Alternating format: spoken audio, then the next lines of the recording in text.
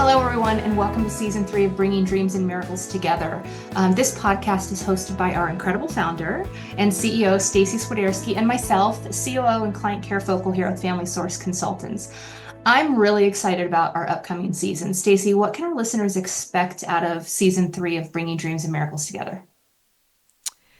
Oh, goodness. We're going to have a great season. We are going to have some real life stories from intended parents, surrogates, egg donors, myself. I'm excited to share my story with all our listeners, some of our amazing professional experts. It's going to be really, it's going to be a great, I think, a very informational season, very informative. And we're just really excited to kick it off. I love that. I think my favorite part is we're informational, but we also bring in the realness, the stories behind the clients, behind, our family building partners. We're going to have some attorneys and doctors on. So I can't wait for all of those moments. This episode, though, is going to be a little bit more about you. We've kicked off season 2 with you, if you remember, almost a year ago now. And kicking off season 3, what I learned is that you've shared your story many times, from magazine articles to other podcasts to just in general when you're talking to clients and others. But you said something to me last week that you actually had a lot of failures leading up to the success of your surrogacy journey and the birth of Trey. So I kind of want to start with, I want to hear your story that we haven't heard before. I want to share with our, audience and listeners that everything wasn't perfect even then, and that kind of what led us to have Family Source Consultants. So I'm going to turn it over to you and just kind of let you have the floor. I'm going to sit here and just listen intently, maybe chime in occasionally, but really just you share the extra part that we haven't heard before. Yeah, gosh, we're really going back, right? So I'm going to go way back to the beginning. Back in Oh goodness, 2001, about 2001 is when I really dove really deep into third-party reproduction. Knowing that my husband and I, we would have to utilize a gestational surrogate to have a biological child. This was way before we had even the social media that we have today and all this technology, even these podcasts, like nothing was like it is today. So it was kind of old school. So, I just remembered trying to, and we did, let me start here. Again, and I think this is important too, because I feel like this should really be kind of unscripted, right? That's Yeah. the fun I part have of. talking points, but I just threw them out the window. So go for it. Yeah, absolutely. So in all transparency, my husband and I, when we went through the process, we went through it independently. So that means we did not utilize an agency, which fast forward, we have our son, so I wouldn't change a thing with that, right? But going through it independently, we really hit so many unnecessary roadblocks that we would not have obviously hit had we utilized an agency. And that hence is really primarily the reason why it was so important for me to start this agency, to really help those others that were going through the same process not have to go through what we went through. So that was really important. But going back to the roadblocks, my goodness, we went through so many unsuccessful embryo transfers.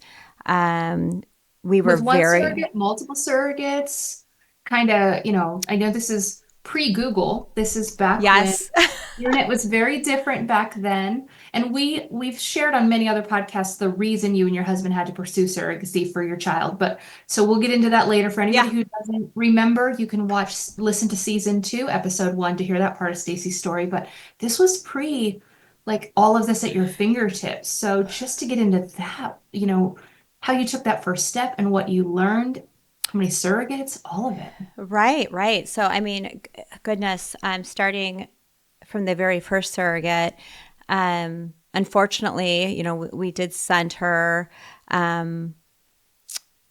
money to yeah, we trusted her. We had built a relationship with her, and to really hold her and show our seriousness and all of that. And we were preparing to start the our journey together. And unfortunately, she went MIA. So Wow. we yeah How it did you wasn't find her at that time? how Because do this is before Facebook too. This is Oh my goodness. No, this was actually it was online. It was a surrogacy group. Yeah, that was but it was really helpful. This group was really helpful and I met some amazing people along the way. So I wouldn't change a thing there. But so we learned the hard way. So, fast forward, we ended up matching with a wonderful surrogate. We did a transfer there. It did not work, and then unfortunately we had to pause, and then just for several reasons, we ended up starting a third matching with our third surrogate. Another, she was lovely, but it just did not work after several attempts. So at that point, we had exhausted all of our embryos. And we took a little break there. this was this span of from the first surrogate that unfortunately, disappeared on you, to the second with the failed transfers to the third. How many years is this the journey with you? This was about a year and a half worth. Yeah, it was Wow. about a year and a half. Yeah, yeah. Because the matching time and then the medical screening and the legal process it takes time and then leading up to the embryo transfers and then like I said a few failed transfers but then yeah we exhausted unfortunately all of our embryos and then at that point the surrogate she also took a break. It's hard for the surrogates as well. Yeah. She was bummed. She was bummed as well with that failed cycle because everything was picture perfect up to that point. We had good quality embryos. She had a great lining, and but things just happen, right? They just happen, and so yeah, so we paused, and she decided to just put her journey on hold, understandably so, and we did as well. And then at that point, we had a friend that approached us that had offered to be our gestational surrogate, and she was very local. We lived in the same city, and at that point, we just said, well. This was amazing. Like it was amazing. And so then what we did is we switched to a closer fertility center Okay. near us, and we created more embryos. And then at that point, it worked the first time. So it was wonderful. We transferred two embryos, and we had one son. So I know I did like a fast forward, but it was feel free to I do that, but feel I free think to the biggest thing is, it just goes to show that even though you do end up with a successful journey and you had your son and he's now recently 19, correct? 19. So Yep. it's been a while. You also went through a lot of heartache and failures and hopes up, and you were in that state of loss continuously. And so it just something for our intended parents out there, keep trying as much as you can because it just takes once. And you were kind of proof of that. Yes, it really does. And and again, that was the vision starting this agency to really continue to put our hope and our trust and our empathy here to each and every journey. And that's something that again, the vision that for the rest of my time, I want to ensure that is well received on our clients' end. That's a foundation of all that we do, It's really, is so important. passion. How did you stay positive during all of those? Because, we're dealing with journeys that are going through that right now, and it's really overwhelming sometimes for the intended parent, even the surrogate, they feel it, they're going through it physically, the failed transfer. How did you keep your hopes up? How did you and your husband stay focused on that, but not, still also feel the feelings. Like, we don't want you to just ignore them. You're still human. Yeah. So, I really just knew at the end of the day that it was going to work. I believed in the science behind it. And I saw all around me so many successful journeys happening. So I knew it was possible. It was Yeah. just one of those things that was like, when is it going to be my turn? I know it has to work. It has to work. My husband was great. He just plugged right along. I was really more the doer.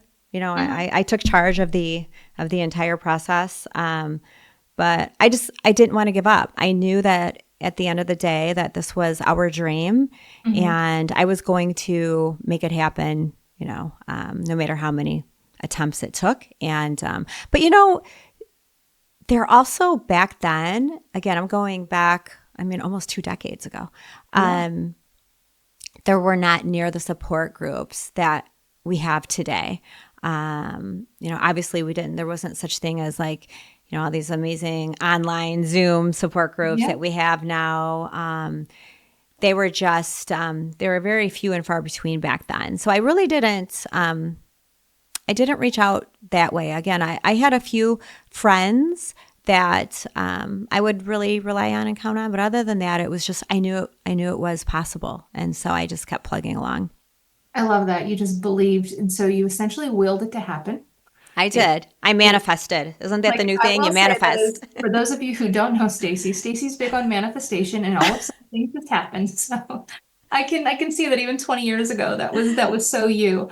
I love now that there are so many resources out there for all parties, intended parents, surrogates, donors, everyone, and then the amazing mental health professionals in the field. Just the resources at everyone's fingertips today, I think, is absolutely incredible. Um, So you know, helpful. you were talking about, you were able to use your own eggs, which is wonderful that you and your husband were able to create your own embryos. But during that time, you also became an egg donor. How did you learn about egg donation? Because without just it in your face and on Google, it's not like it was something that was commonly talked about. We're still trying to normalize the conversation today. So that many years ago, how did you learn about it and decide, you know what, I want to do that and help someone else because you do have eggs? Talk about that because I know that's so deeply important to you as well.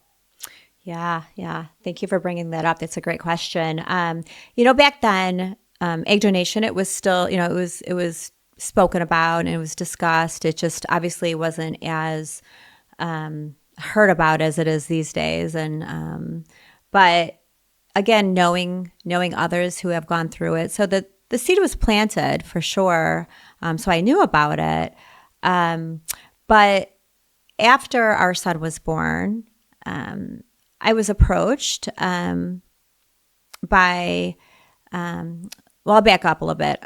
A friend of mine had neighbors who were going through infertility, and they had sent out, I want to say, I mean, oh goodness, this was a while ago.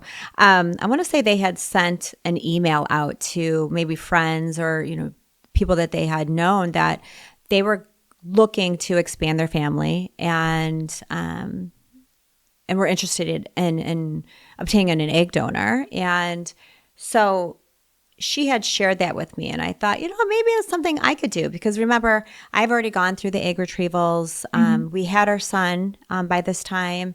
He was just a tiny baby. And, and it just worked.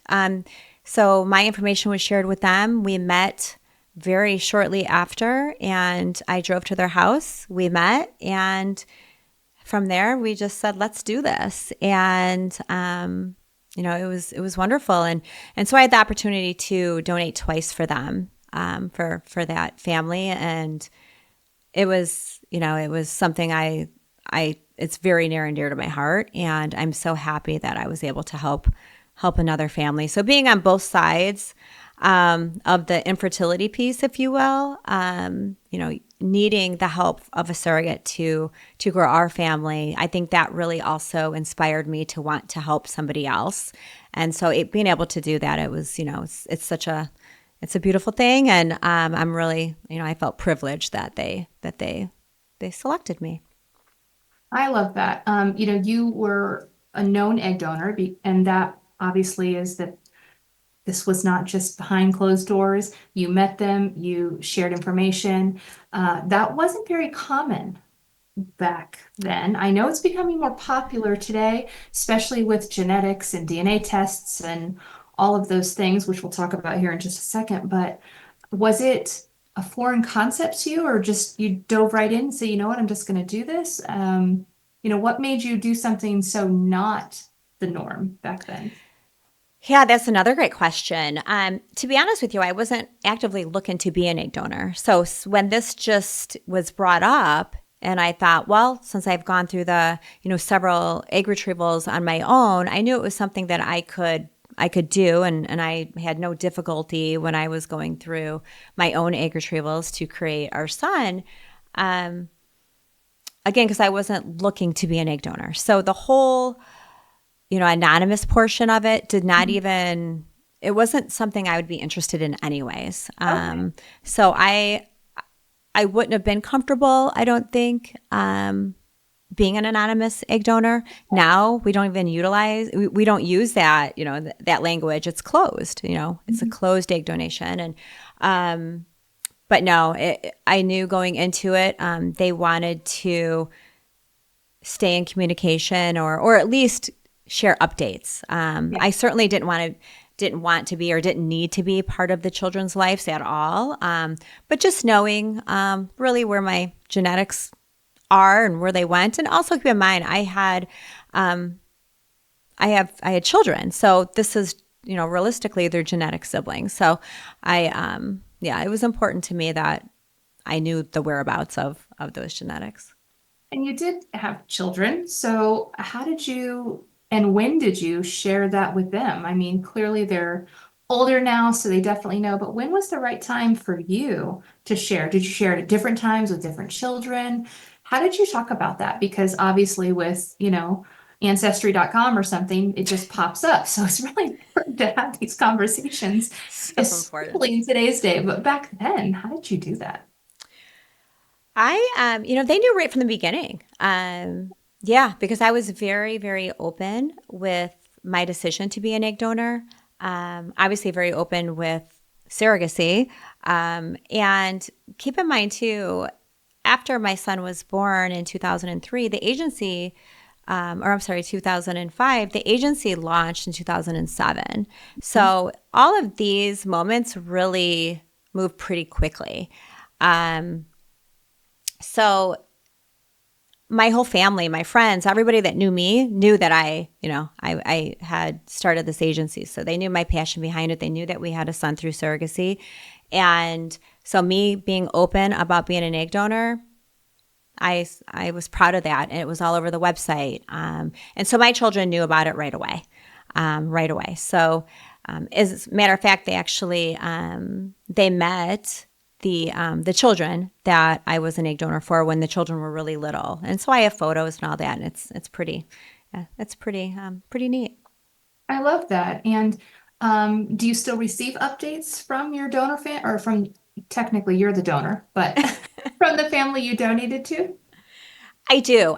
So we're Facebook friends, so Love that's that. great. Although he doesn't post very much on Facebook, so that's okay. But yeah, I received updates, and unfortunately, sad. It was a very sad situation where the so it would be my recipient mother, but the mom, she had passed away of breast cancer a few years back, and so her and I were pretty close, and I would receive a lot of updates from her through the years, and but no, I know that they're always a call away or a Facebook message away or a text I love that. away if I yeah so. That's incredible. So we talked about some of the failures, your success, becoming a known egg donor, and you mentioned already that this is kind of what led you to start Family Source. What was the moment during your journey that you decided, I'm going to just start a company and I'm going to do this because I want to advocate for intended parents and surrogates and donors? Was there a defining moment, or was it just kind of the culmination of all of it? And then what compelled you to do this while raising an infant and being a no-egg donor and starting an agency. Because, most people tackle one at a time, Stacy. You're kind of like an overachiever there. So I got two questions in one. What compelled you to do it when you did it, as well as what was kind of that defining moment that, I'm going to do this? Yeah, great question. But I can answer that in a blink of an eye. What compelled me to start the agency was the struggles that I went through and being able to really be a rock for those intended parents who were going through it as well. And there were not as there were not many agencies out there, and I wanted to ensure that we were an agency that would provide that foundation of just great support, and that was my motivating decision right there. It was just a passion, and during my own journey, I had so many people that would come to me and ask me questions and ask me to help them, and I just really enjoyed it. I loved to help other people, and so if I can help somebody build their family, then I thought, this is my calling, really. I Yeah. love it, and never looked back. So yeah, definitely. That I is love what. that you kind of knew you're going through your own struggles and you're like, I can't allow others to go through this. I want to help them. And that's really what started it all. Oh, hands down, I wanted to be able to help somebody else, and then it was just a snowball effect from there, and we just, almost 18 years later, here we are, and we've had thousands of babies born through our agency, and I'm just so glad that we started when we did, and going through starting an agency, just a business, back in two, back in 2007. Starting a business at all, Stacy. Let's be that in itself. And then back then, so It was very challenging, especially having a family, but it's all about the support. My husband, my goodness, he's always been one that has just stood by my side and had always supported me no matter what. It didn't matter what business it was. He would say, "You can do whatever you want to. You can do it because you have the mindset, and that's just who I am." And but definitely, I think anybody who starts a business, it's always great to start a business that they're so passionate about. yes. And so, but yeah, it was there were trying times, of course, because starting from the very beginning, and to where we are today. We've come a long way, but I will say that one thing that has never changed, and that's always been that foundation, that vision to just ensure that everybody here who walks through our doors, comes through our email inboxes, everybody, Our whether virtual you're, tours. yeah, it doesn't matter. No matter where they're at, if they're domestic, international, or surrogate, egg donor, recipient, intended parent, that foundation of just the empathy that we have for people that are, and the support. I never want that to sway. I love that. That's part of what I like so much about what I do is the client care side, just making sure they're all treated with compassion and care and just, supported throughout their whole journey. And I know every single person who is with Family Source feels the same way or they wouldn't be here. So I love that. We talked a little bit about, you being able to stay in touch and keep updates on the donor family. You're the donor. So the recipient family, there we go. Let me get it correct. Stop saying it wrong. It's a Um, tongue twister sometimes. it's just the language, got to get it down. What is your relationship like with your surrogate who carried Trey? Oh, she's amazing. She's amazing. And there were times through the years that we never really lost touch, but we just didn't communicate the way that we did maybe now or a few years ago. It was always kind of a roller coaster. She has a full family, and she has 3 children. She's married. She's very busy, and has an amazing life. So, but we're always one phone call, one text away, and she's just got the biggest heart. that I've ever seen, in anybody. And she's just, yeah, she's great. Yeah. I love that. Thinking back how you went through, unfortunately, three surrogates before you connected with this person. eh, And it was your friend. It wasn't even through the normal channel. So sometimes that's wonderful. Other times, obviously, it may not work out, but the fact that it did with you and you've had that bond now for over 20 years, I think that's something very special. Not that every journey needs to have it, but the fact that you do, I love. It's to me a nice, happy ending to the story. Yeah, and I definitely want to add too, though, back then, because we did live in the same town, same city. Um, I think that's great on so many levels, Mhm. but also I wish that she would have had more support for surrogates. And I think, again, this is 20 years ago. My son is 19, so you figure pregnancy and all that. So 20 years ago, I wish she would have had more support. Because to be honest with you, I probably was one of those, intended parents that I was, maybe nervous or, Mhm. if I see her in town and it's snowing and I'm like, oh my goodness, you get a little, you can get really, it's hard as an intended parent because you have zero control, right? Even though Mhm. you have nothing, I had the utmost trust in her, but the things that you just have zero control over, it's tough. So I do wish she would have had more, support. And that's something too that I really like to talk about, and because it's embedded into our agency, Mhm. is the support that we have for our surrogates, through our program. And again, learning from my past personal experience, that's something that's really important to me as well, that the surrogates have I that. say, is that kind of what um, compelled you, we'll use the same word, to Yeah. make sure that the surrogate support group really was founded, managed well, and their care was given extra attention. Oh, 100%. 100%. Yeah. It's just so important that I learned that it's just as important, I feel. And this is coming from a former intended parent, right? That the surrogates have adequate support as the intended parents do.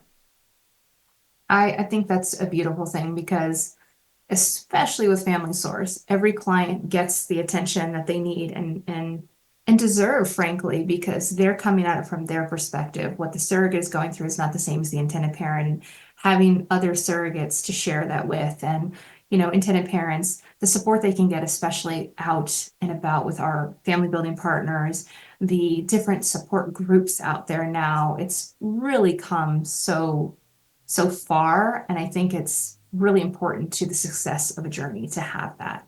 And you For saw it sure. years ago. And I love that. Did things before they were popular and cool, Stacy. You jumped right in because you saw it and you saw a need, so you took care of the need. Just a Um, trendsetter, right? well, I would say, yeah, I think you kind of are. And I think that's what makes this so special because this was born through experience, not born through any other reason other than you saw this, you felt compelled to create I knew and there was a need. I really felt that there was a need. Hmm. yes. Yeah, And but then you actually acted on it, which I love, you I know. did. And I continue to, to this day. We Well, can and always get we're better. coming up on our 18th year operating here in January. This is absolutely incredible. So what can, we look forward to for the next year? More babies, obviously. We've celebrated over 1,300 babies born, but what else? Just a lot of growth. I'm really excited to share that, and just building just even more relationships with our family building partners. And through the years, just seeing the different, the laws develop. That's been really exciting, and the success rates they've climbed as well, and just the opportunities, that we have in our industry, in our field, and just to really capitalize on that, and just to ensure that we are supporting everybody who we have the the privilege to do that, and really excited for that. Lots more to come, though, for I sure. say I am as well. This is episode 1 of season 3. We have here soon some incredible intended parent stories, intended parents that you actually signed on, and they're going to be joining us soon. I'm excited for that conversation that you're going to have. I'm going to be kind of a fly on the wall, just listening. Yeah, that'll be Um, incredible. I'm excited yeah, to we talk to them have again. some surrogate personal stories. They're going to share their stories. It's going to be exciting in that regard. We'll get some donor stories shared. It's really important that everyone really sees different perspectives. We also have some exciting family building partner relationships that are going to be joining us for podcasts, from attorneys to different clinics to cover various topics. So is there something that I know this is going to be like I'm setting you up, but is there an episode or a topic that you're most excited to share with our listeners, or is it all of it, which is kind of my answer. I like all of it, but I there really isn't just one. I'm excited for all of them, to be honest with you, because our listeners, I think they're going to have for sure takeaways from every podcast that we have. So, even if it's a scientific, podcast, I'm sure many hopeful parents that are beginning their family building journey, they're going to definitely be able to find that very, useful. And, but no, I think it's we want to take advantage of the opportunity to have this podcast and just not only be fun and but we want it to be educational, of course. That's but just really true information, true stories, and the real deal. And that's what I'm really excited for sure. how to say it any better than that, bring you the realness, the personal stories, whether you're the surrogate listening to the intended parent story and what they're going through, or the intended parent listening to the surrogate, the donor listening to the recipient parent, just anything like that, I feel like is just going to enhance the experience for each other.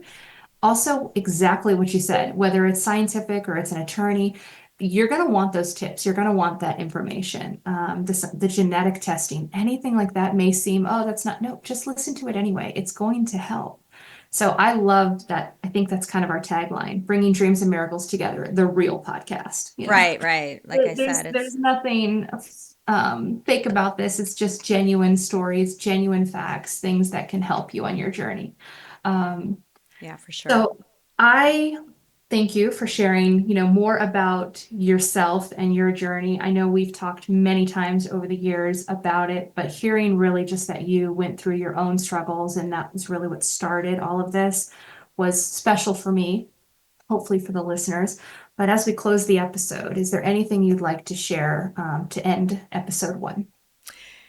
Of course, I think since I shared my story and because maybe a lot of people out there don't realize that my husband and I, we went through struggles before we had our son. And so I think it's important that, intended parents and surrogates as well, just don't give up. Don't give up and know that you have our team's full support behind you. And, anytime that we received the news that maybe there was a failed embryo transfer, or maybe a surrogate didn't she didn't pass medical screening, or anything that is negative and not as planned, we feel that, and it's we're upset as well. We don't so but it is our goal to get everybody right back on track, to Mhm. move forward, and to have success at the end of the day. And so I think that's really important. Again, that was my motivating, story was for myself. Was again, I we didn't have the support that we have today. It just wasn't. It just Mhm. really wasn't around. Almost 2 decades ago. It was a little bit here and there, but nothing like it is today. Yeah. Um, but again, I just knew that it was a possibility, and I knew I was going to keep going, and I'm so glad I did. Our son is 19 now, and I'm just so thankful that we didn't give up. After the second or third failed transfer, and that's all I can. I can really support everybody to just keep moving forward and do not give up hope, because it will happen. They will have success if they just keep plugging along. As hard as it is, I know it's tough. And I think that's the bottom line. You understand, you empathize because you lived it. I lived it. Yes, absolutely. You said something to me just to close the episode. I don't know if you remember, because it was a couple years ago. It was in the very beginning. Okay. But you said it's easy to celebrate the wins of a journey. The challenging part is to be the professional, compassionate, empathetic agency during the struggles and challenges, because that's where we need to shine. We need to be there for them on both. And I think I may have botched the wording on that, but the gist of it is anyone can celebrate the wins, but we're going to be there for you through the good times and the challenges. Absolutely. Absolutely. And we will do everything in our possible control to, like I said, get them right back on path and move forward to that successful journey. I love that. Well, with that, we're going to go ahead and end episode 1 and looking forward to all the new episodes coming to you guys soon. Great. Thank you so much, Cara.